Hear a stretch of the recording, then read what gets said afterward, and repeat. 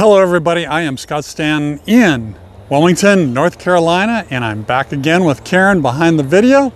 And today we are in Oakdale Cemetery, and we are in Section B in the very back of this historic, gorgeous cemetery. Very walkable. They have tours in the evening. You should take them. And we are in plot 78 of the Martin family.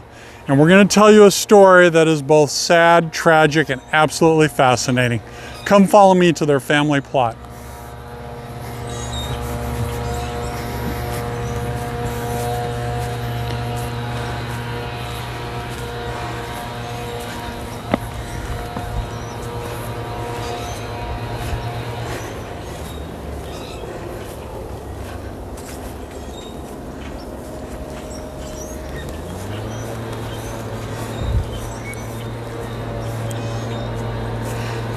Now this monument here, this obelisk to my left, is for Silas Martin. Silas Martin, in the early 1800s, was a prominent captain and merchant sailor who's traveled around the world, traded goods. They were a very prosperous family. But the problem was, every time he went out for 9 months to a year, sometimes longer. He wanted his family with him. So in 1857, he took his son John and his daughter Nancy. Now, about 3 months into the trip from Wilmington down through Florida, Nancy became ill. Many people believe it was the yellow fever. After several months of illness, they took her to a clinic in Cuba, in Cardenas, where she passed away, age 24. Very sad. Now, they didn't want to bury her in foreign soil, and they didn't want to have a burial at sea. So that means bringing her back up to Wilmington to be with her family. As you can see, this is a very large family. The problem was, when you're at sea, you don't want to know what happens to the deceased, even after a couple of hours of passing away. So they had to come up with some way to preserve her, to bring her back home.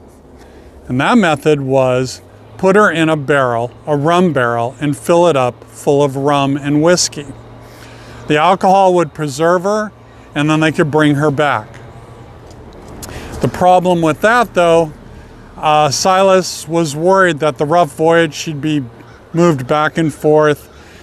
So what they did is they took a chair, they strapped Nancy to it, and then they lowered her in the barrel and filled it up with rum and brought her back here. This here is the final resting place of Nancy Martin, or as her friends knew her as Nance. Now you can see this is a wooden cross, and the little I know about cemetery knowledge or whatever, as this means that this was a life cut short. She was only 24 years of age.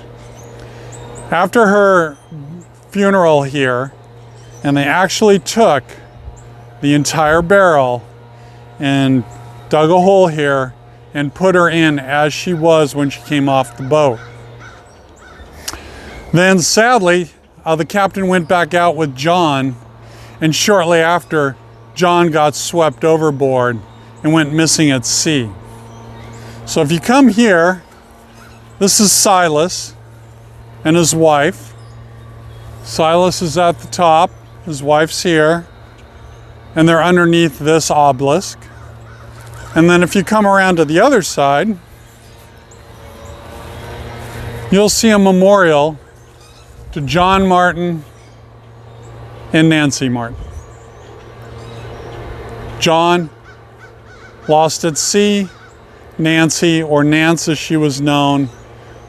And this was their eldest son, and this was their third daughter, and she died at 24 years.